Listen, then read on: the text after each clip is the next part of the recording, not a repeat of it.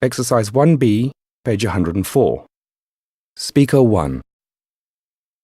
Apart from people with children of school age, who have little choice when to take their holiday, I have very little sympathy for people who moan about delays. Why do they not use their imagination and go somewhere a little more interesting and a little less crowded? And why do people choose to go on holiday in July and August? I take my annual holidays in October or November. Right now, the weather is beautiful in the UK. You have to be crazy to want to go somewhere else. This way, I enjoy the best of both worlds. Summer in sunny England and autumn in sunny Spain. Speaker 2. Why do people keep going on package holidays? Arrange it yourself and save lots of money. We've just come back from the Algarve. We drove there and back through France and Spain.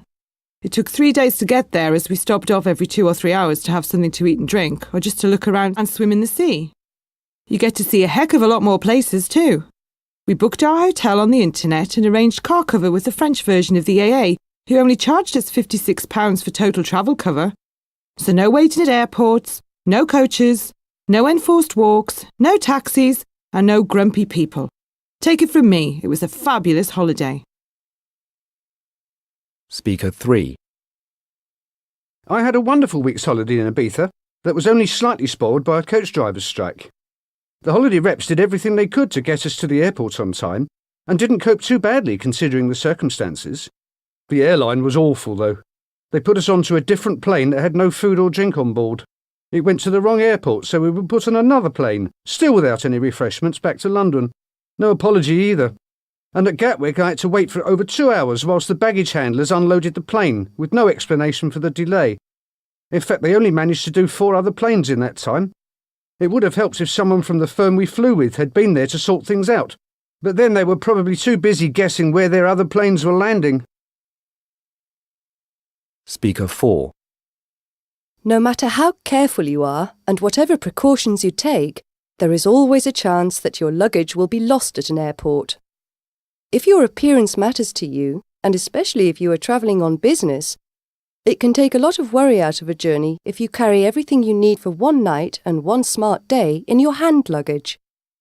There are always some things that people love to wear more than others, so it's best to make sure that the one thing you pick for your hand luggage is the one you would most hate to lose.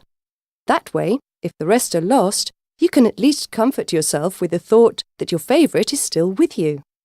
It has happened to me twice, and each time having something smart to wear the next day saved my life. Speaker 5.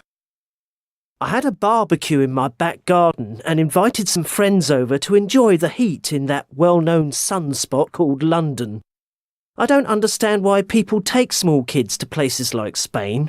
A small child will be hard-pressed to tell the difference between Mallorca and Bournemouth in the summer. You don't have to change your currency, and even having to put up with the problems of our rail system has to be better than flight delays at either end of the trip. If finding things to keep the kids occupied is your main holiday concern, take a bit more time and care in choosing your destination and a child-friendly way of getting there.